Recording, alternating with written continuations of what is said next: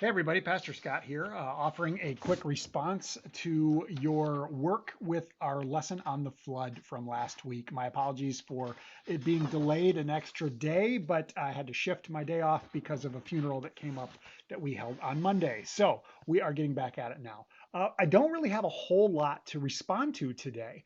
Your responses, your answers, what you shared were all very, very, very similar to the various questions that we posed that we had for discussion. So kudos to you all for really kind of picking up on those various themes. Um, one things, or just a couple of little things that I just do want to comment on. So God's command post flood. Once the flood was over, and we had Noah and his family, and now things are kind of starting over.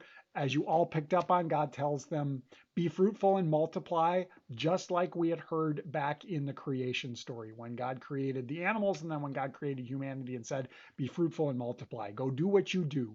It almost seems like God is starting over now with Noah and his family, but the instruction to them is the same. Now, the difference is this one sided covenant that God offers that never again will I flood the earth and destroy it.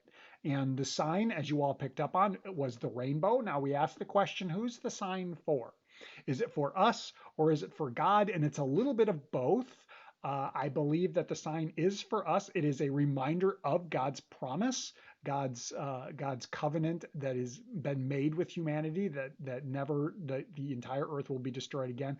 But we do hear in the scriptures that the reminder is actually for God, that when the bow arrives in the heavens or when it shows up in the heavens, God will see it and God will remember the promise that God made to humanity. So even though it is a sign for us, it's a reminder for God. So that's one thing that I just wanted to talk about.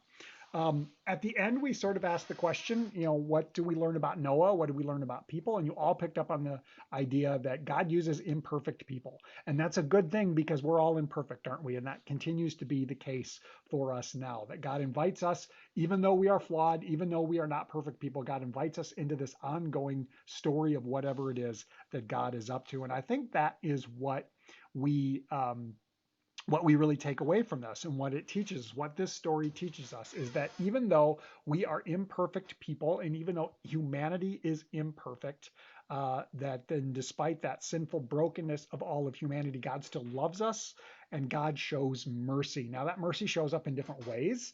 It perhaps is a little bit strange to think about the idea of a flood that just basically floods the entire earth and kills off almost all of humanity as a sign of God's mercy. And yeah, that's a little bit strange to think about, but I think it really stems from this idea that we see evidence of God's mercy and that humanity is not destroyed and that God continues again. And we see this covenant that God remembers and sort of meets us where we're at. Now, we're going to continue to see this expanding sensibility of God's mercy and displays of God's mercy as the story goes on, but that's kind of where we're at right now.